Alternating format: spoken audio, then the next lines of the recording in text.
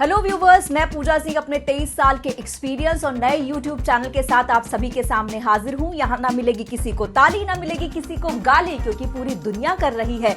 इसके अलावा यहाँ पर होगी सिर्फ और सिर्फ खबर, नो ज्ञान, क्योंकि ज्ञान पेलने का काम बाकी सब कर रहे हैं। तो चलिए अपने आज के इस पहले वीडियो की शुरुआत में करूंगी कि आखिरकार क्यों ठुकराया राम मंदिर प्राण प्रतिष्ठा का न्योता कांग्रेस ने। तो सबसे पहले आपको सुनवाती हूँ दो नेताओं के वक्तव्य। तो ताला किसने खुलवाया था राम मंदिर का? राजीव गांधी ने खुलवाया था। इनको पूछो शिलान्यास किसने किया था? राजीव गांधी ने किया था। ये भूल क्यों? वो अलग बात है कि इश्यू बन गया था बहुत बड़ा। अगर ये कार्यक्रम धार्मिक है तो क्या विधि विधान से हो रहा है? धर्मशास्त्र से कुछ किया जा रहा है? अगर यह कार्यक्रम धार्मिक है तो शंकराचार्य, चारों पीठों के हमारे शंकराचार्य, क्या उनकी सलाह से, उनकी देखरेख से इस कार्यक्रम का स्वरूप तय किया जा रहा है? तो आपने दोनों नेताओं के बयान सुने। एक तरफ कांग्रेस अयोध्या के राम मंदिर के ताले खुलवाने का, पूजा शुरू करने का पूरा क्रेडिट राजीव गांधी को दे रही है, राम मंदिर का क्रेडिट लेने की कोशिश भी कर रही है, लेकिन अयोध्या के नए राम मंदिर में प्राण प्रतिष्ठा का बहिष्कार भी पुरजोर तरीके से कर रही है। और दलील क्या दी जा रही है? दलील दी जा रही है कि मंदिर अधूरा है और चारों पीठ के शंकराचार्य नहीं जा रहे।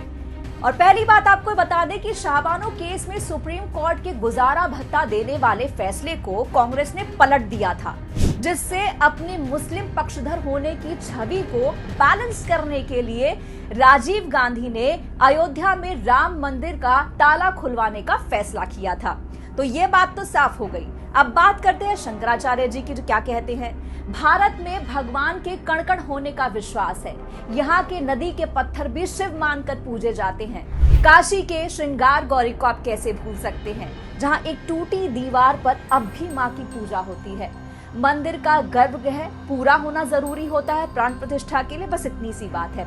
रही शंकराचार्य की बात, तो वो और बहुत सी बातें कहते हैं, बहुत से विचार रखते हैं, लेकिन क्या कांग्रेस उन सभी को मानेगी?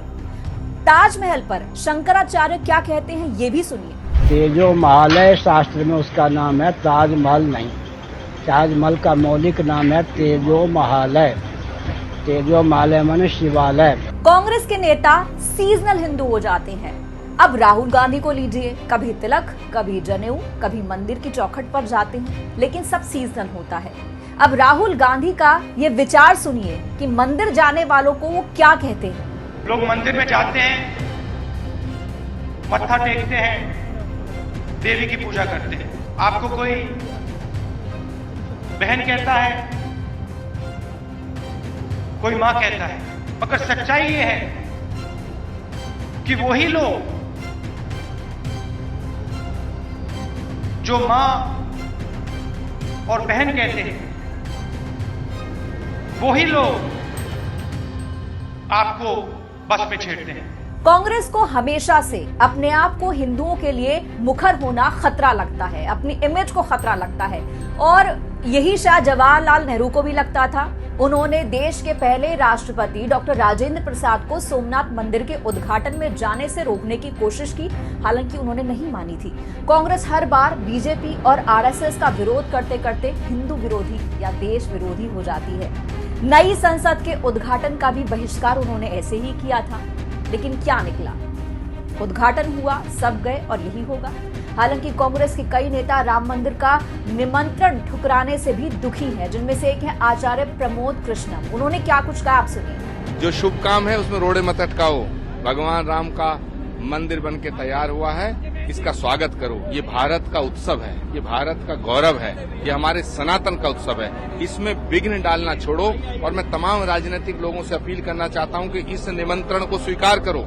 सीजनल हिंदूवादी पार्टी कांग्रेस को न तो राम का ज्ञान है, न ही प्राण प्रतिष्ठा का। राम का तो अस्तित्व ही वो नकार चुकी थी, फिर निमंत्रण पर ये हाय तौबा क्यों? वैसे भी ये निमंत्रण न बीजेपी का भेजा हुआ है, न आरएसएस का भेजा हुआ है। ये निमंत्रण भेजा गया है श्री राम जन्मभूमि तीर्थ क्षेत्र की तरफ से, और आप सभी आमंत्रित हैं।